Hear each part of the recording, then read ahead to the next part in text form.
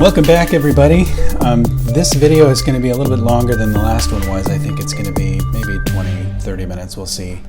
So what we're looking at is kind of a recap of the article that I had an opportunity to publish.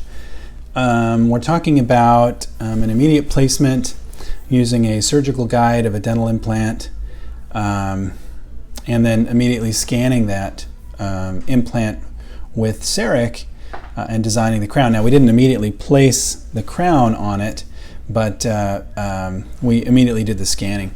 So this is the situation here. You can see it was tooth number 14 here. Non-restorable. Now, we could have tried to, push the borders and do our best to see if we could have restored it, but ultimately we decided to go ahead and eliminate that tooth. The plan is basically to remove each of these wisdom teeth and this guy here, that guy there. So this dental implant was actually placed back at the end of 2016, so you'll see some good follow-up. Anyway, here is the end result. You can see this is an EMAX dental implant with a titanium base, the Ti base from Dentsply Sirona. This is a Nobel Active from Nobel Biocare. That's a 5.0 by 10 millimeter implant. Turned out really, really well. I've actually placed this implant myself. I've done a lot of dental implants over the years. Recently, though, I've been referring most of my dental implants to oral surgeons and periodontists who are in my office. They're my surgeons and periodontists because I'd prefer, if I were in that situation, to have a specialist do it if available. Not to say that general dentists are not capable of placing just as high of a quality of implant or going through just as high quality of an implant placement surgery as a periodontist or oral surgeon. But we like to refer to specialty as much as we can in this office. It frees me up to do more general dental work where possible. So again, this is the final outcome here. You can see really solid bone height coming up over the edge of the implant. That's what I like, with a platform switch from the surgical platform to the restorative platform. Turned out really, really, really, really good. All right, so let's dig in here. So I had this patient in for a consultation. This happened to be a relative of one of my office co-workers, I guess. So this is a Simplant software where we actually got a cone beam X-ray, a cone beam CT from, let's see, it was a Planmeca machine from one of my buddies who lived up the street, had an office up the street, and so we got that X-ray, and I actually uploaded it. Which office? I think we used Glidewell Lab did this with me. Anyway, so they requested a series of models. They imported the 3D X-ray and brought the two together. And we have all the views and angulations, and we had a conference call where we talked about what size of implant we wanted to place, where we wanted it to be, and this is, basically that process. So ultimately, on that conference call, I logged in through either GoToMeeting or Log Me In, and I worked with the technician to place that implant in an ideal location based on where the bone was, the height of the sinus you can see here, as well as the angulation of the roots that were there. Again, a couple more pictures here. We ultimately decided to do a 5.0 by 10 millimeter implant, even though this indicates maybe a slightly larger one. But yeah, this is the pathway of insertion for the dental implant. It's pretty simple. I know many of you, many of the docs that I'm affiliated with also do all of this planning on their own with software they have either in their own office or in their personal possession. It's pretty simple, pretty straightforward. Just like CEREC, when you get using it for a while, it becomes pretty simple. So within a couple of weeks, we were able to generate a 3D printed guide, and you can see they generated the model with a tooth extracted and the guide with the sleeve. Now these sleeves come in different sizes, so make sure that you have the right key kit for the right sleeve, or that you order the right sleeve for the kit that you have, the implant placement key kit. You'll notice this particular key is not the right size for this particular sleeve, or in other words, they sent me the wrong sleeve size for this kit. This worked just fine. It ultimately was not a big deal. With a little bit of play in there, we were able to place the implant still in a way that worked out just fine. But in some situations, this kind of play would not be okay. In an ideal world, this key would slide in not very tightly, but it would approximate these walls very securely so that there was never any doubt what the angulation on that implant should be. And then of course you have the drills that are set to a specific depth that you can alter.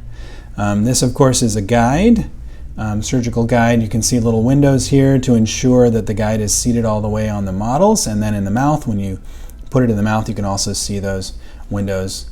Look through the windows to see that it's seated all the way on the teeth.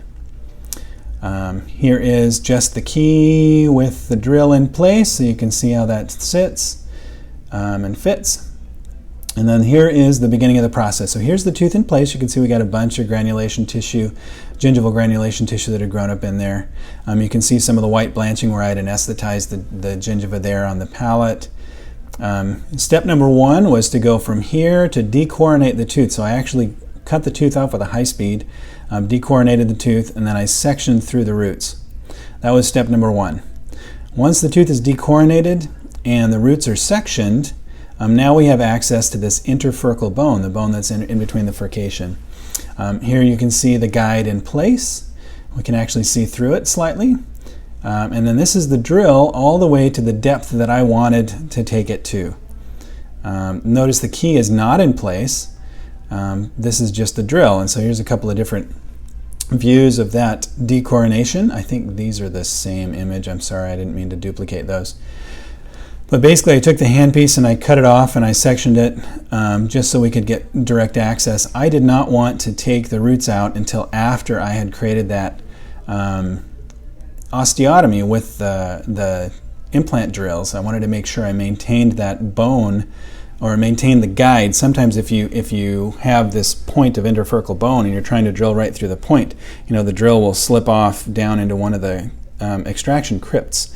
So I wanted to make sure that we had, basically a more flat surface with the roots in place, so I could drill straight down through that, even through the root part of the roots, to get into that bone in a much more, it's a little easier, I guess, is what I'm trying to say. Okay, so here again is the guide in place. We can see of course, the sectioned roots, and this is the drill in place again. And you can see this is through a mirror. Here's the other angle of the drill, which we can see. Pretty clear, easy access. This indication was pretty straightforward because it was a first molar. It wasn't too difficult to work with.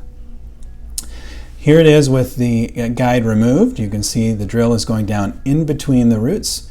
Of course, it did cut through some of the roots, but if you have a nice sharp drill, cutting through tooth structure is not that difficult. Just make sure you're sharpening or replacing those drills as needed. Pretty straightforward, pretty simple. Again, maintaining these roots in place in this situation allows us a much more stable pathway, rather than, like I said, having a point of bone and then trying to catch your drill on the tip. It's going to slide down into those extraction crypts. So if we maintain those roots in place, we have a much more flat surface to work with, and so I can grab a purchase point and go straight down. Now if we have the guide and the key, yes, that obviates some of the challenges, because you have that key, which is a cylinder, which is going to allow that implant a much straighter pathway, but this was the way I chose to do it. Sorry, this is a little blurry. I didn't realize this image was too blurry until I had, dismissed the patient and whatever. It's the only photo that I have. You can see here we've got the osteotomy and we've removed the roots. So here is, the distal buccal root. Here's the mesial buccal root form right here. And then here is the palatal. And then, of course, we've got the little osteotomy site there. Pretty simple, pretty straightforward. It wasn't difficult. Honestly, when you have a guide and a key and depth guides and you've planned it all, it makes it very, very simple. Now, could I have done this freehand? Yes, and to be honest, this is the only implant. No, I take that back. I've probably placed maybe 5 implants with a guide. Most of them I did freehand. So, take the tooth out, put in an initial pilot drill, take an x-ray and such. And yes, this was much, much simpler. from the standpoint of less stress for me, but it did require a whole lot of preparation work up front. Tons and tons and tons. And there was a hefty cost because I used the lab. Now, if you've got the capability to do this in-house, mill your own guide, and you've got the time or the assistance to devote to it, yeah, this is definitely the way to go, to do it guided. Guided surgery is definitely the way to go. Again, if you have the time or the assistance to devote to doing all the legwork for you. So again, I apologize, it's a little bit blurry, but you can see, the osteotomy, and then the roots were all extracted here. So this is the implant in place. You'll notice the rim of the bone here and the interfurcal bone. This implant is actually placed a couple of millimeters below the bone level. So if we were to measure this height down to where the implant's placed, it's a couple of millimeters. Because it's at an angle and this is straight on, it's hard to see that. Personally, I prefer to have my implant platform below the level of the crestal bone. Once it's totally healed, that way, in my opinion, you get a better emergence profile. If you have the implant platform at the bone, and we always get a little bit of resorption after an implant is placed or a tooth is extracted, there's some degree, half a millimeter or whatever. So I'd rather have, number one, that little extra leeway space to deal with, and number two, I'd rather have a lower implant so I can build a better emergence profile coming up through the gingiva, rather than having an implant at this height and then the crown having to go whoop straight out to the side. We're much better off going up, if you will. All right, so here is the implant in place. You can see some of the osteotomy. That's probably where the palatal root crypt is, that's showing a little bit more radiolucent there. Of course, before extraction, and then implant in place. You'll notice how deep I buried that implant. Let's change colors here. How deep I buried that implant relative to the height of the adjacent bone. It's significantly lower. And I was expecting to get some bone height change. You're always going to get some bone height change. But even if I get, 2 or 3 millimeters, we still have plenty of bone to develop a nice solid emergence profile for that implant. So here is the scan body in place. And what I like to do, you'll notice it's pretty clear. I try not to blow air directly into those extraction sites. What I like to do, you ever heard of a comprec, C-O-M-P-R-E-C-A-P? It's basically a cap-shaped cotton roll.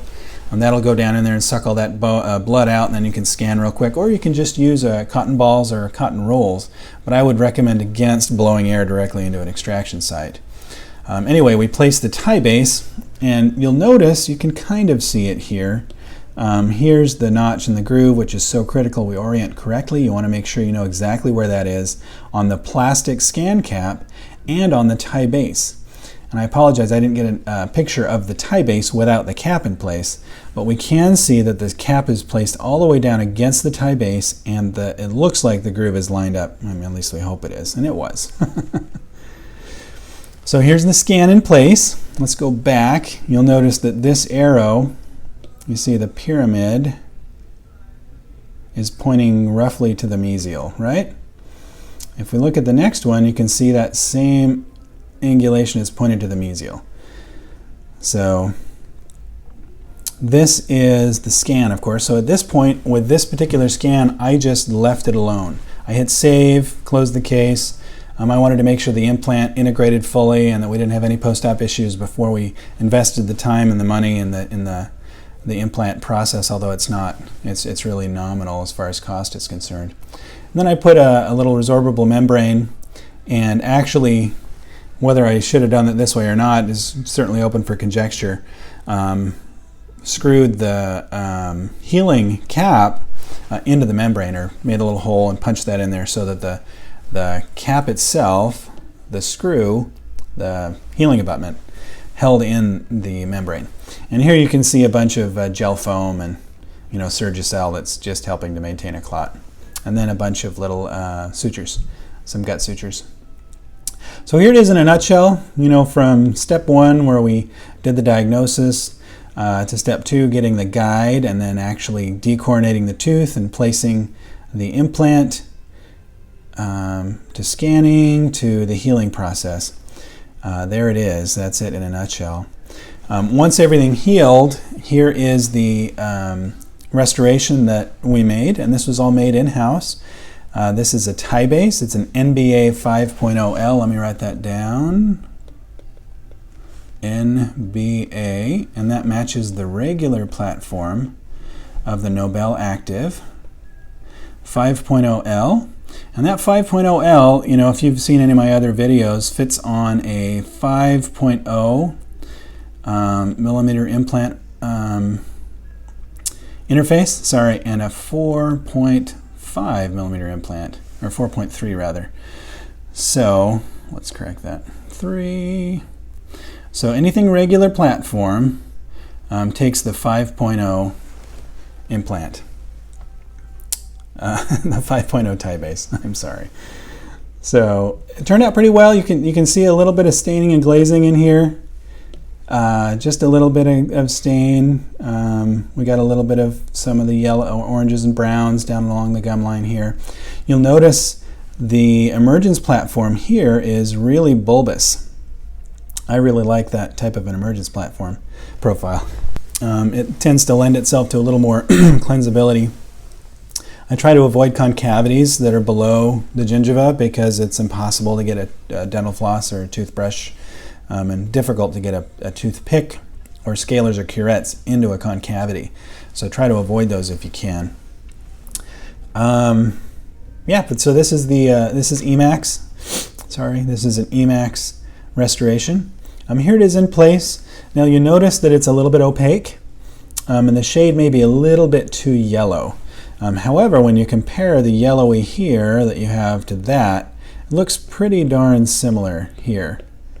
Where we get thrown off a little bit is all the gray from what looks like decay developing down in the grooves of these two teeth. So all in all, I think the restoration turned out really well. It looks good. You know, gingival, the contour looks a little higher than the adjacent teeth. Palatally, eventually, he developed a little bit of a gap there, which, you know, all that requires is a quick redo. I guess that's the last slide. But in the end, this case turned out really, really well. So this was done about 2.5 years ago. And a couple of closing comments. You know, there's definitely benefit to having a general dentist placing an implant in the more complicated restorative situations for those of us that have had the appropriate experience and training. Because I can now place it knowing that I want this emergence profile, I want this height of contour, versus where's the bone, there's the implant. You know, oftentimes we have to sacrifice what may be, well, how do I say this?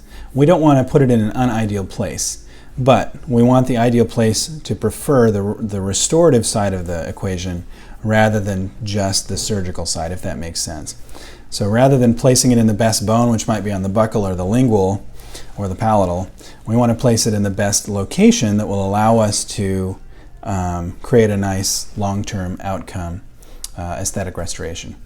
So in the end, whether it's using a little composite to seal it, a screw retained crown, which I prefer in the molars, or if you use a cement retained crown, and make sure you clean up all the excess cement, in the office restorations done with your CEREC machine and CAD/CAM, planned ahead, etc., can create really nice outcomes. I definitely recommend, if you haven't tried a guided surgery and you've got some implant experience, definitely give it a try. I know that's the way the industry is leaning. I know there are docs all over the place, general dentists and surgeons alike, that are doing everything guided, which simplifies their life. Only drawbacks that I can see potentially are cost associated with it and the time involved, whether you're printing, whether you're running them through a scan, which there potentially could be some issues with the radiation, which hopefully we're getting past. Really, I see the time and the cost of either working with a lab to generate the pieces and parts that you need, or dedicating the staff or yourself to being able to create the guides that you need. In the end, yes, you're probably going to end up with a more precise, more specific, and potentially a higher success rate long term.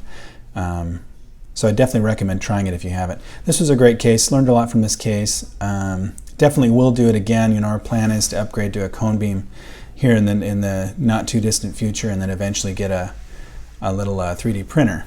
But yes, with CEREC you can mill guides, if you have the time and people you want to devote to it. So maybe we'll try that first. I think that might be cheaper than investing in a 3D printer. Anyway, thanks for your time. Please let me know. I always welcome comments. In the last video I posted, there were a couple of comments about why on earth would you do this, restore this tooth first taking it out in an implant. We had some discussion about, well, this particular situation was unique because of the cancer situation and the chemo and the radiation therapy and the need for hyperbaric oxygen therapy. So please don't hesitate to ask questions, provide comments. I'm happy to give you my input. I certainly don't know everything. I've got some experience, and hopefully through these videos you can gain from my experience. But I definitely welcome your input, feedback, and any questions that you have. So thank you for your time. Enjoy your day.